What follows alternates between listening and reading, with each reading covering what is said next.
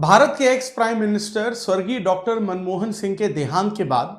उन्हें state funeral दिया गया, जिसमें हमें फ्लैग कोड ऑफ इंडिया के कानून भी गाइडलाइंस के तौर पर शामिल होते हुए दिखते हैं। ज्यादातर लोगों को यह लगा था कि doctor Manmohan Singh Congress political party से संबंध रखते थे, इसीलिए उनका जो फ्यूनरल है वो कांग्रेस पार्टी के हिसाब से किया जाएगा। लेकिन जब भी हमारे देश में राष्ट्रपति, प्रधानमंत्री, उपराष्ट्रपति, गवर्नर या फिर कोई एक ऐसी बड़ी एमिनेंट पर्सनालिटी की डेथ होती है तो उन्हें स्टेट फ्यूनरल की गाइडलाइंस के अंडर रखा जाता है, जिसके रूल्स बहुत ज्यादा स्ट्रिक्ट होते हैं और काफी ज्यादा सही तरीके से इन गाइडलाइंस को फॉलो किया जाता है,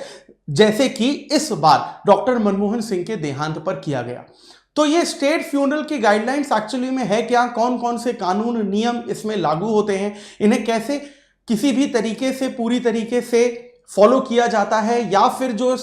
फ्लैग कोड ऑफ इंडिया भी इसके साथ कनेक्टेड होता है उसे किस तरीके से हम यूपीएससी एग्जामिनेशन के पर्सपेक्टिव से समझ सकते हैं, इन सभी चीजों को आज के इस वीडियो में हम डिटेल में और आसान भाषा में जानने की कोशिश करेंगे। Welcome to Chahal Academy, this is Anubhav Deepani. लेकिन हम इस स्टेट फ्यूनरल की गाइडलाइन को जाने उससे पहले आप सभी यूपीएससी सिविल सर्विसेज एग्जामिनेशन के वो एस्पिरेंट्स जो 2025 में प्रीलिम्स एग्जामिनेशन की तैयारी कर रहे हैं और 120 प्लस स्कोर करना चाहते हैं ताकि आपकी मेंस की जो सीट है वो पूरी तरीके से इंश्योर हो जाए, तो उसके लिए चहल एकेडमी आप सभी लोगों के सपनों को पूरा करने के लिए प्रीलिम्स क्रैकर क्रैश कोर्स अपने आप सभी लोगों के लिए लेकर आया है, जिसमें कि रिवर्स इंजीनियरिंग के तहत आपको करीबन 2,500 से 3,000 एमसीक्यू सॉल्व करवाए जाएंगे और उसमें डिटेल में एक्सप्लेनेशन आपको फैकल्टीज के द्वारा लाइव ऑनलाइन क्लासेस में दिया जाएगा। यानी कि इससे पहले की तैयारी में आप पहले सिलेबस कवर करते थे, बाद में टेस्ट सीरीज देते थे,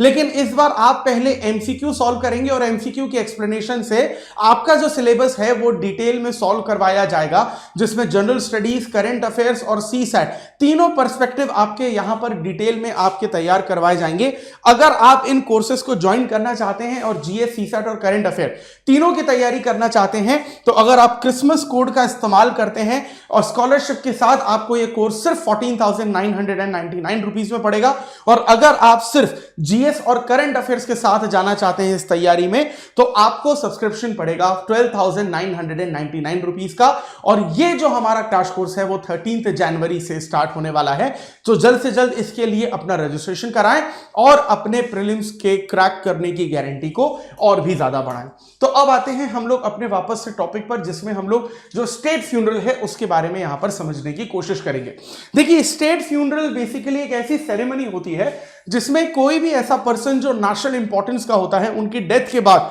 उनको यहां पर सम्मान दिया जाता है, ऑनर दिया जाता है, जिसमें गवर्नमेंट के प्रोटोकॉल्स के थ्रू सारी चीजें यहां पर फॉलो की जाती हैं। और यहां पर राष्ट्रीय मौन का भी, यानी कि नेशनल मॉर्निंग का भी यहां पर एक प्रावधान होता है। अगर हम लोग की प्रोटोकॉल्स, रूल्स, रेगुलेशंस की बात करें तो सबसे पहले जो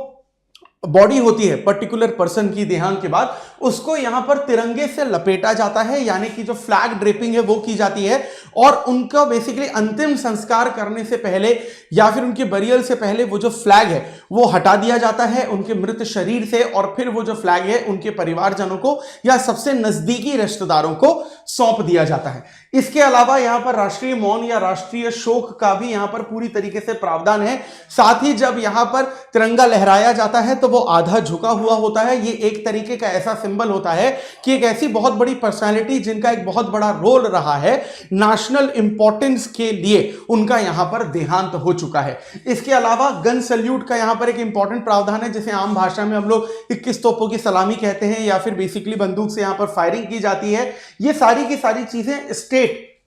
फ्यूनरल का पूरी तरीके से हिस्सा होती है। अब किन पर्टिकुलर सिटीजन्स को यहां पर स्टेट फ्यूनरल दिया जाता है, उसके लिए हमें यहां पर क्वालिफिकेशन समझनी होगी। कोई भी ऐसा इंडियन सिटीजन जो भारत का राष्ट्रपति रहा हो या प्रधानमंत्री रहा हो या फिर किसी भी राज्य का गवर्नर रहा हो, या फिर अगर एक्सेप्शनल केसेस की बात करें तो अगर गवर्नमेंट इन तीनों चारों पोस्ट के अलावा किसी एक ऐसे पर्सन को लेती है जो नेशनल इंपॉर्टेंस में उतने ही इंपॉर्टेंट थे जितने ये गवर्नमेंट पोस्ट पर बैठे लोग, यानी कि कोई एक बहुत बड़ी एमिनेंट पर्सनालिटी, तो सरकार चाहे तो उन्हें भी यहां पर जो स्टेट फ्यूनरल है उनके अंडर ले सकती है। एग्जाम्पल के तौर पर हाल ही में जब स्वर्गीय रतन टाटा जी की डेथ हुई थी, या फिर जब लता मंगेशकर जी की डेथ हुई थी, तो स्टेट फ्यूनरल इंडियन गवर्नमेंट ने उस वक्त भी यहां पर पूरी तरीके से फॉलो करवाया था। अब जब ये बेसिकली स्टेट फ्यूनरल की सेरेमनी होती है तो सबसे इंपॉर्टेंट चीज ये होती है कि जितने भी गैजेटेड गवर्नमेंट ऑफिसर्स होते हैं वो सारे के सारे बेसिकली अटेंड होते हैं। यहां पर अटेंड करना ही पड़ता है, एक प्रोटोकॉल होती है, एक सर्विस ड्रेस होता है जो पूरी तरीके से फॉलो करना होता है, और मिनिस्ट्री ऑफ डिफेंस यहां पर कोऑर्डिनेशन जो है पूरी तरीके से करती है। लेकिन ओवरऑल जो ये स्टेट फ्यूनरल होता है वो सेंट्रल होम मिनिस्ट्री के अंडर ही आता है। अब अगर हम लोग यहां पर नेशनल मॉर्निंग या फिर राष्ट्रीय शोक की अगर बात करें तो नेशनल मॉर्निंग बेसिकली एक ऐसा ऑफिशियल टाइम पीरियड होता है जो सेंट्रल गवर्नमेंट या फिर स्टेट गवर्नमेंट के द्वारा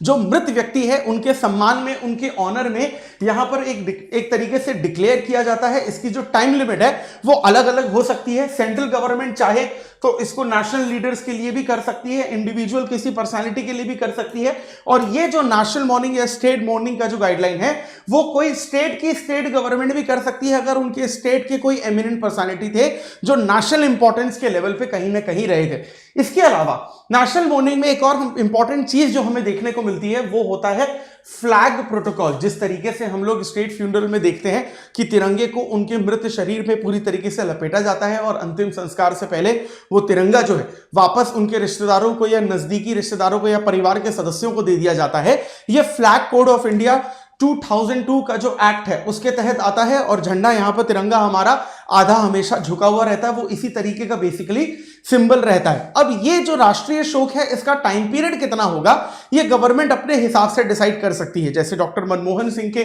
डेथ के सिनेरियो में अगर हम लोग बात करें तो यहां पर 7 दिन का राष्ट्रीय शोक यहां पर डिक्लेयर किया गया था, यानी कि 26 दिसंबर से लेकर 1 जनवरी। अब सीधी सी बात है कि अगर इस वक्त पे राष्ट्रीय शोक डिक्लेयर किया गया है तो कुछ रेस्ट्रिक्शंस हैं जो सेलिब्रेशंस पर पूरी तरीके से लगाए जाते हैं। यानी कि अगर किसी भी तरीके का एंटरटेनमेंट शो हो रहा हो या फिर कोई कंसर्ट हो रहा हो वो इतने टाइम पे पूरी तरीके से सस्पेंड कर दिया जाता है। लेकिन इस रेस्ट्रिक्शंस में भी आपको एक्सेप्शंस देखने को मिलते हैं। उदाहरण के तौर पर अगर 15 अगस्त हो, 26 जनवरी हो या 2 अक्टूबर हो तो यहां पर बेसिकली वो जो फंक्शंस हैं वो करवाए जाते हैं, लेकिन उनमें भी थोड़ी बहुत रेस्ट्रिक्शंस रहती है। लेकिन ये कुछ बेसिकली नेशनल इंपॉर्टेंस के डेज होते हैं जो कहीं ना कहीं आपको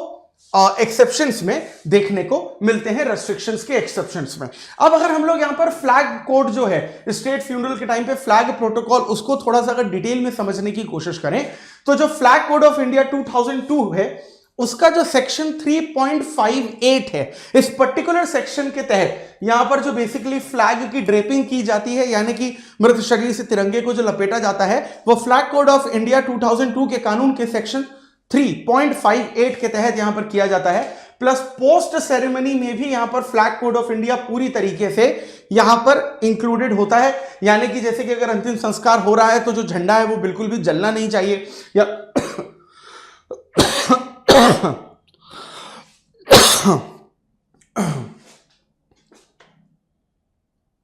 युवराज 8 मिनट 25 सेकेंड, इस पर 10 सेकेंड काट देना याद से, ठीक है। तो फ्लैग कोड ऑफ इंडिया भी यहां पर इस तरीके से इंक्लूडेड होता है कि अंतिम संस्कार जब किया जाता है तो उस पर बिल्कुल भी आग नहीं लगनी चाहिए, जलना बिल्कुल भी नहीं चाहिए या फिर वो जमीन से किसी भी तरीके से यहां पर टच नहीं होनी चाहिए। यानी कि तिरंगे की जो पूरी की पूरी एक डिग्निटी है वो यहां पर नेशनल कोड ऑफ इंडिया के एक्ट के तहत पूरी तरीके से मेंटेन रहे, यही सबसे इंपॉर्टेंट चीज है। और ये जो 2002 का कानून national flag code of India के तहत बनाया गया था वो इसीलिए बनाया गया था कि जिस भी पर्टिकुलर ओकेजन पे हम लोग तिरंगे का इस्तेमाल करते हैं या नेशनल फ्लैग का इस्तेमाल करते हैं किसी भी तरीके से तिरंगे की जो डिग्निटी है वो कम नहीं होनी चाहिए। उदाहरण के तौर पर इसको 3 पार्ट्स में डिवाइड किया गया है इस कोड ऑफ कंडक्ट 2002 को। जैसे अगर हम लोग इसका पार्ट 1 देखते हैं तो जो फ्लैग का जनरल डिस्क्रिप्शन है वो किस तरीके से होना चाहिए, 3 कलर होने चाहिए। अब आयताकार हमें देखने को मिलता है, रेक्टेंगल देखने को मिलता है तो 3:2 में होना चाहिए या फिर उसका कोई और रेशो होना चाहिए, यानी कि लंबाई और चौड़ाई का माप कितना होना चाहिए ये हमें पार्ट 1 में देखने को मिलता है। और कहां पर यह इस्तेमाल किया जा सकता है, कहां पर इस्तेमाल नहीं किया जा सकता, यह भी पार्ट 1 में होता है। पार्ट 2 में अगर हम लोग बात करें तो गवर्नमेंट और पब्लिक ऑर्गेनाइजेशन किस किस ओकेजन पर इसको यूज कर सकती है उसके बारे में होता है। और पार्ट 3 की अगर बात करें तो कोई प्राइवेट इंडिविजुअल इसको किस तरीके से इस्तेमाल कर सकता है वो नेशनल कोड ऑफ इंडिया 2002 के कानून के पार्ट 3 में होता है। कुल मिलाकर हम लोग ये कह सकते हैं कि जो तिरंगा है जब भी हम लोग उसका इस्तेमाल किसी भी ओकेजन पे करते हैं तो वो बेसिकली किसी भी तरीके से गीला नहीं होना चाहिए, जलना नहीं चाहिए, ग्राउंड से किसी भी तरीके का जो कांटेक्ट है वो बिल्कुल भी यहां पर नहीं होना चाहिए। प्लस कमर्शियल पर्पस से अगर आप उसको यूज कर रहे हैं तो ये पूरी तरीके से गलत है। अब ये जो 2002 का आपका फ्लैग कोड ऑफ इंडिया का कानून देखने को मिलता है, ये 26 जनवरी यानी 2002 का जो रिपब्लिक डे था उस दिन बेसिकली यहां पर अडॉप्ट किया गया था। सारी की सारी गाइडलाइंस जो हैं वो दी गई थी कि किस तरीके से यहां पर इसको इस्तेमाल किया जाएगा। अब हम लोग अगर बात करें कि भाई ये गवर्नमेंट इसको यूज कर रही तो उनके जो प्रोटोकॉल से गाइडलाइन से सही तरीके से इस्तेमाल होंगे, इसकी काफी श्योरिटी हमें देखने को मिलती है। लेकिन एक इंडिविजुअल सिटीजन भी जो है उसको इस्तेमाल कर सकता है, तो यहां पर इसकी जो परमिशन मिली है वो 2002 से नहीं है, 30 दिसंबर 2021। ये डेट बहुत ज्यादा इंपॉर्टेंट है क्योंकि इसी दिनांक में इस 2002 के फ्लैग कोड ऑफ इंडिया में संशोधन लाए गए थे, अमेंडमेंट लाया गया था और इसमें यह कहा गया था कि कोई एक प्राइवेट इंडिविजुअल भी तिरंगे का इस्तेमाल दिन में भी और रात में भी कर सकता है। क्योंकि 2002 के ओरिजिनल कानून के हिसाब से देखें तो जब सनसेट हो जाता है तो आपके तिरंगे को हटाना पड़ता है, लेकिन यहां पर 2021 में अमेंडमेंट किया गया कि दिन हो चाहे रात हो आप उसको बेसिकली लहरा सकते हैं। प्लस इसी चीज के इसी अमेंडमेंट के लिए जो एक अवेयरनेस कैंपेन बनाया गया था इंडियन गवर्नमेंट के द्वारा, हर घर तिरंगा कैंपेन 2022 में, इसमें आम नागरिकों को बहुत ज्यादा इंकरेज किया गया था गवर्नमेंट के द्वारा कि आप इसका हिस्सा बनिए और फ्लैग कोड जो आपके लिए अमेंड किया गया है इसका फायदा उठाइए और तिरंगे का ज्यादा से ज्यादा